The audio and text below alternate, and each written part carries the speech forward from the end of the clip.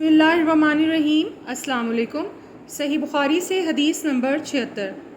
میں ایک مرتبہ گدی پر سوار ہو کر چلا۔ اس زمانے میں بلوغ کے قریب تھا۔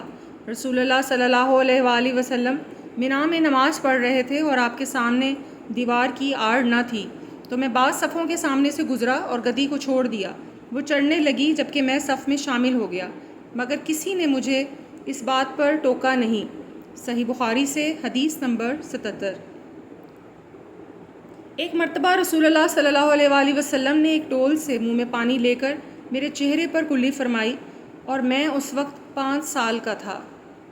صحیح بخاری سے حدیث نمبر 78۔ جابر بن عبداللہ کا ایک حدیث کی خاطر عبداللہ بن انیس کے پاس جانے کے لیے 1 ماہ کی مسافت طے کرنا۔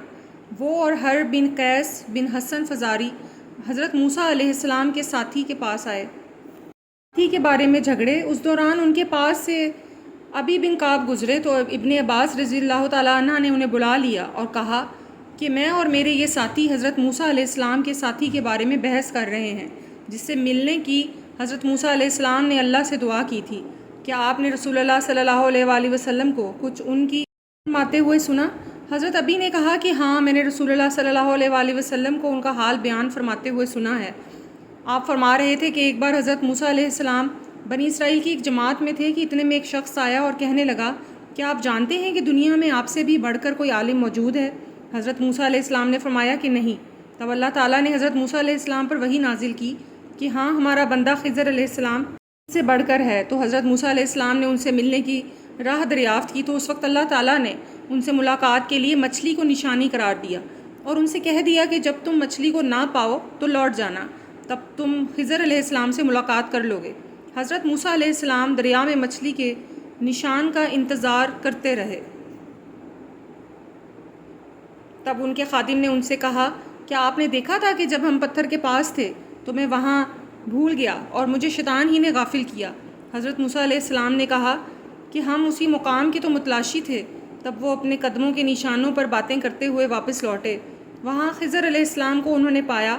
پھر ان کا قصہ وہی ہے جو اللہ تعالیٰ نے اپنی کتاب میں بیان فرمایا ہے۔ صحیح بخاری سے حدیث نمبر 79۔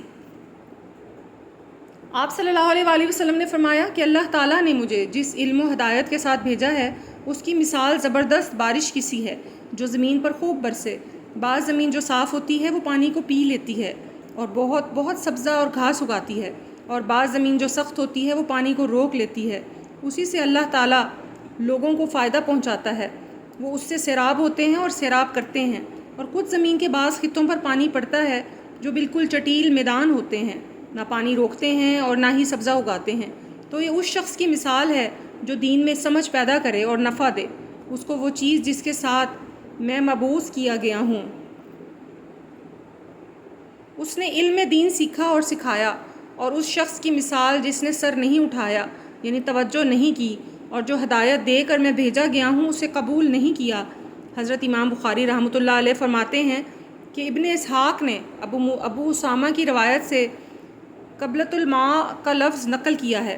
کہا، اس خطہ زمین کو کہتے ہیں جس پر پانی چڑھ جائے مگر ٹھہرے نہیں، اور صف اس زمین کو کہتے ہیں جو بالکل ہموار ہو۔ صحیح بخاری سے حدیث نمبر 80۔ رسول اللہ صلی اللہ علیہ وآلہ وسلم نے فرمایا، علامات قیامت میں سے یہ ہے کہ دین علم اٹھ جائے گا اور جہل ہی جہل ظاہر ہو جائے گا، اور علانیہ شراب پی جائے گی اور زنا پھیل جائے گا۔